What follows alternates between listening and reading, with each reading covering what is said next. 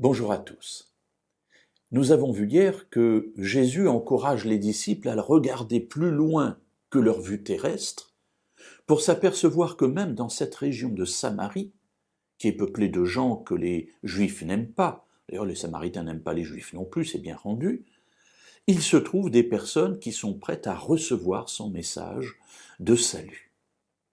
Cette personne, cette Samaritaine, cette femme rejetée, elle entre dans sa ville, à Sichar, rencontre les voisins, les personnes qui s'y trouvent, et leur dit « Venez, venez, j'ai trouvé quelqu'un qui m'a dit tout ce que j'ai fait, est-ce que ça ne serait pas le Messie ?»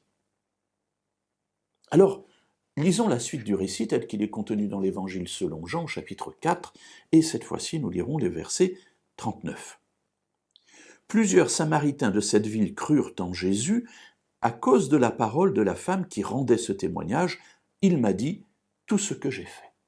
Alors le premier élément, c'est que cette femme a couru aussitôt raconter cela, et certains de ces Samaritains se sont dit, tiens, comment cet homme a-t-il su? Et ils croient en Jésus. Cette femme est donc un témoin là où elle habite. Je ne vais pas revenir sur cette idée, on l'a déjà développée à plusieurs reprises, d'être témoin là où nous sommes. Mais ce qui m'intéresse aujourd'hui, c'est de me rendre compte que lorsque Jésus parle d'une moisson qui est déjà blanche, c'est-à-dire prête à être moissonnée, ce que nous avons vu hier, eh bien nous ne trouvons pas simplement là que la Samaritaine, mais plusieurs Samaritains de cette ville.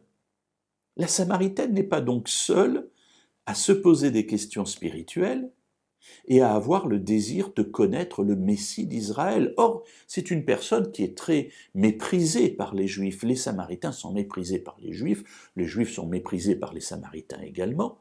Bref, ils ne s'entendent pas du tout. Et pourtant, il y a là des gens prêts à entendre la parole qui parle de Jésus en tant que Messie de Dieu. Et là, eh bien, je suis touché. Je suis touché parce que dans ma vie, lorsque je rencontre des personnes, j'ai un petit peu tendance à les ranger dans des catégories.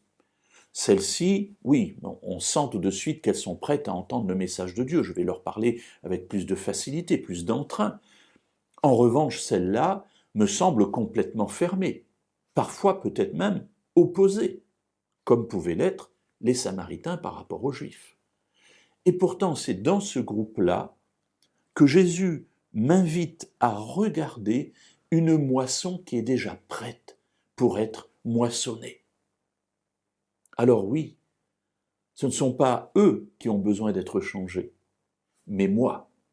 Mon regard a besoin d'être influencé par l'Esprit de Dieu pour que je puisse ne pas faire de discrimination dans les personnes que je rencontre et pouvoir leur apporter à toutes ce merveilleux message de l'amour de Dieu manifesté en Jésus, le Messie.